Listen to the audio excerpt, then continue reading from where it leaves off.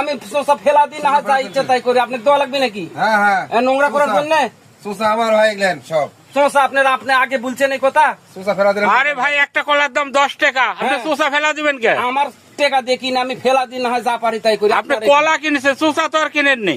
আরে ভাই আমি কে বলছি আপনি, আমি যদি বাদলিয়ে চলে গেল নি? ও সেটাও তো একটা কথা। কি কন আপনি, কি সমস্যা হয়েছে কি? ভাই কলা আর শোষা আমার। হ্যাঁ, তাই মিটে লিছেন? হ্যাঁ। না না, আমাকে এ ধরনের কোনো কথা বলেনি। আপনি কি চা খায় কাপ লিয়ে যান?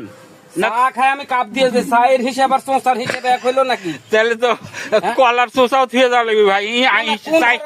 চা স্টলের সিস্টেম তো এরকমই হয়। আপনারা কোন ধরনের কথা বলেছেন? এটা কোলার চোষা তো মানুষ খায় ফেলাই দেয় নাকি?